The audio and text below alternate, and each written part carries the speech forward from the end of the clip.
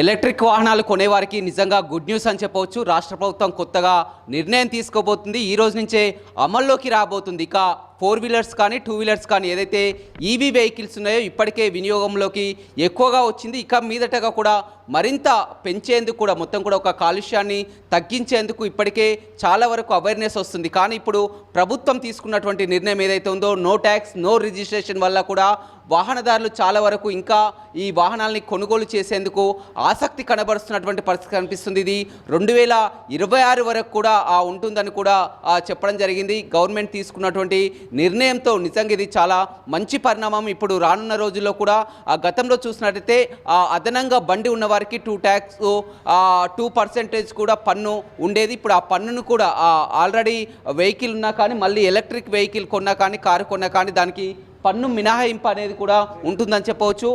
ఈ వార్త తెలుసుకొని కూడా చాలా వరకు కస్టమర్లు బుక్ చేయడానికి కూడా రావడం జరిగింది. చెప్పండి, ఈ నిర్ణయాన్ని ఏమనుకుంటున్నారు? చాలా మంచి పరిణామం సార్ ఇది. ఇదివరకు గతంలో ఏ వెహికల్ తీసుకున్నా కూడా ట్యాక్స్ అని, తర్వాత ల్యాబ్ ట్యాక్స్ అని, రిజిస్ట్రేషన్ ఛార్జెస్ ఇవన్నీ ఎక్స్ట్రా ఉండేవి.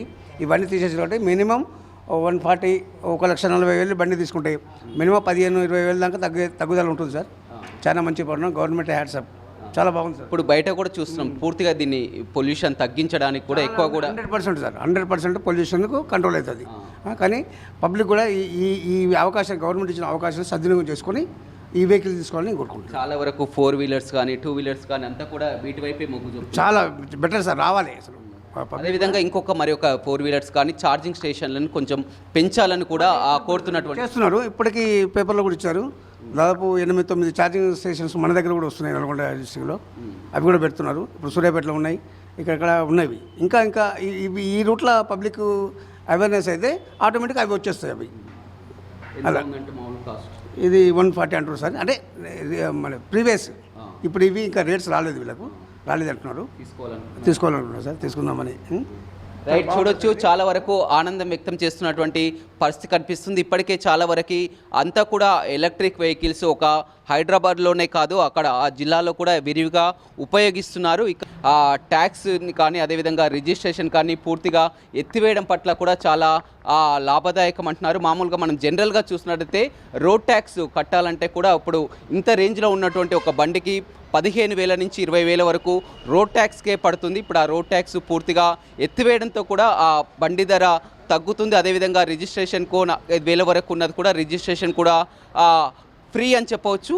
ఏదైతే ఉందో ఇంట్లోనే 2 వీలర్స్కి అయితే ఇంట్లోనే ఈ విధంగా ఛార్జ్ పెట్టుకునే అవకాశం కనిపిస్తుంది. కానీ 4 వీలర్స్ని చూస్తాం. 4 వీలర్కు ఇప్పటికే అక్కడక్కడ కూడా మొత్తం ఛార్జింగ్ స్టేషన్లు ఉన్నప్పటికీ కూడా అది కేవలం హైవేల పైన అక్కడక్కడ హైవేల పైన దర్శనమిస్తున్నాయి. కానీ టౌన్లో కూడా ఛార్జింగ్ ఫిల్ స్టేషన్స్ పెంచినట్లయితే కూడా ఎక్కువగా లాభదాయకం ఉంటుందని చెప్తున్నారు.